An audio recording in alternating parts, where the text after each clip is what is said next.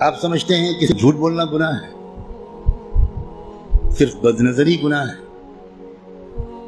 صرف زنا اور چوری گناہ ہے، اور آپ یہ نہیں جانتے کہ قرآن کو نہ سمجھنے کی کوشش کرنا یا سمجھنے کی کوشش نہ کرنا یہ ان سارے گناہوں سے بڑا گناہ ہے۔ آپ انجینئر ہیں، بڑے خوش ہیں کہ میں انجینئر ہوں، آپ ڈاکٹر بن گئے، بڑے خوش ہیں کہ میں ڈاکٹر ہوں، آپ تاجر بن گئے اور آپ خوش ہیں کہ میں تاجر ہوں،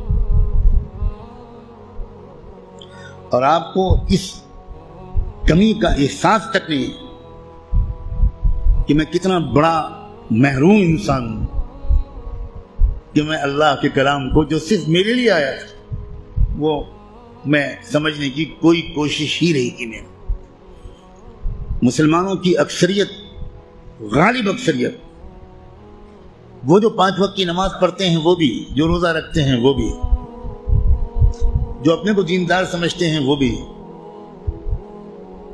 جو کچھ دینی کام بھی کرتے ہیں وہ بھی، اس بڑے گناہ میں تقریباً سب شریک ہیں کہ وہ قرآن مجید کو سمجھنے کی کوئی کوشش نہیں کرتے اور قرآن مجید کو نہ سمجھنے کو گناہ نہیں سمجھتے، یا سمجھنے کی کوشش نہ کرنے کو گناہ نہیں سمجھتے۔ تو آپ قرآن مجید کو سمجھنے کی کوشش فرض عین سمجھیں، اور قرآن کو اب تک سمجھنے کی کوشش نہ کرنا یہ کبیرہ گناہوں سے بڑا گناہ سمجھیں۔ اور رمضان کا مہینہ جو گناہوں سے توبہ کرنے اور معافی مانگنے کا مہینہ ہے، اس میں سب سے زیادہ اس گناہ سے توبہ کریں۔ اللہ کے ہاں آپ کی بخشش اس لیے کہہ کر نہیں ہوگی کہ اللہ حضرت میں تعلیم کے حلقے میں بیٹھتا تھا اور اس میں منتخب احادیث پڑھی جاتی تھی، اس میں فضائل نماز پڑھی جاتی تھی۔ یہ منتخب احادیث اور فضائل نماز اس لیے پڑھی جاتی ہے تاکہ قرآن پڑھنے کا، سمجھنے کا شوق پیدا ہو۔ اور اگر کوئی کتاب قرآن مجید کے سمجھنے کی کوشش کے راستے میں ایک رکاوٹ بنتی ہے تو میں کہنے کی ہمت بھی نہیں کرتا، ضرورت بھی نہیں سمجھتا کہ وہ کتاب یا اس کتاب کو یہ درجہ دینے والا اللہ کے ہاں کدھر کھڑا کیا جائے گا۔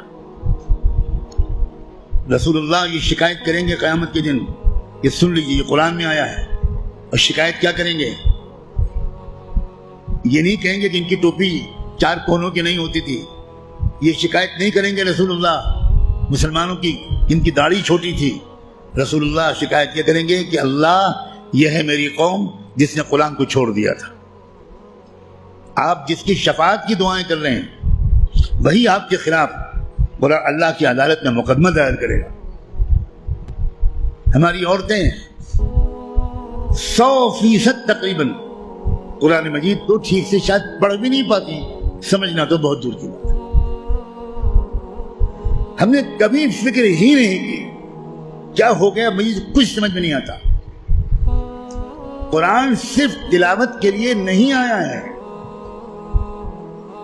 اول تو کتنے لوگ سال بھر تلاوت کرتے ہیں وہ آپ خود جانتے ہیں، لیکن میں کہتا ہوں اگر آپ سال کے روزانہ تلاوت بھی کرتے ہیں تو ایک بہت نیک کام آپ ضرور کرتے ہیں، لیکن قرآن کا حق صرف تلاوت سے ادا نہیں ہوگا۔ آپ کے دوست کا خط آپ کے پاس آئے، آپ کی ماں اپنا خط لکھے، آپ دور کہیں رہتے اور ماں آپ کو خط بھیجے، آپ خالی اس خط کو روزانہ پڑھ لیا کریں گے بس؟ اور دوست یا ماں اگر آپ سے کوئی مطالبہ کرتی ہے تو آپ اس پر عمل نہیں کریں گے؟ یہی سلوک ہم قرآن کے ساتھ کر رہے ہیں۔ قرآن کیا ہے؟ اللہ کے خطوط کا مجموعہ ہے، لیکن ہم کو کچھ خبر نہیں کہ اللہ نے ہم کو خط میں کیا لکھا ہے۔ آپ کا دوست آپ کو خط لکھے اور آپ اس کو سمجھ نہ پائیں، آپ چین سے سوئیں گے؟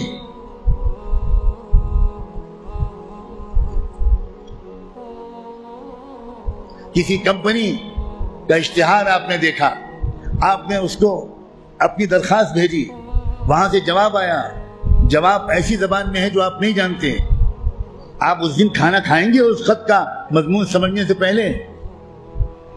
اب دوڑیں گے، بھاگیں گے، پتہ لگائیں گے کہ یہ فرانسیسی زبان میں خط ہے تو میرے شہر میں فرینچ زبان کون جانتا ہے؟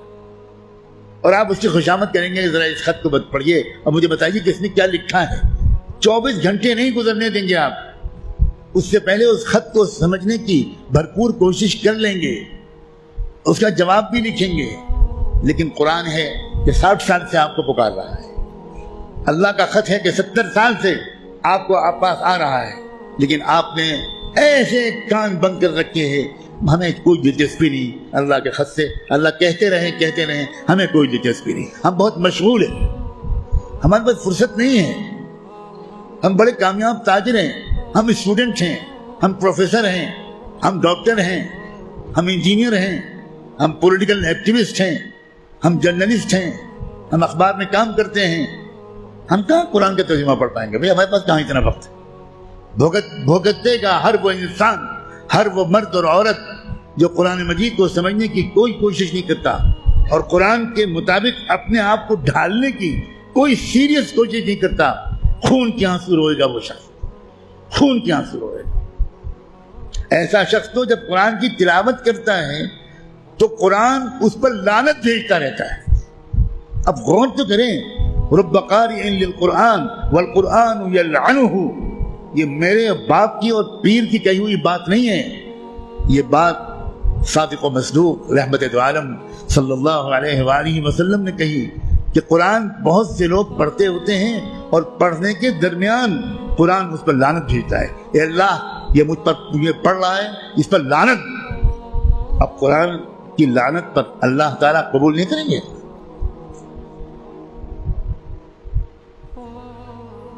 جو توہین قرآن کی ہم نے کی ہے، جو بے عزتی قرآن کی ہم نے کی ہے، اس کے حساب سے ابھی مسلمانوں کی اتنی پٹائی نہیں ہوئی جتنی ہونی چاہیے۔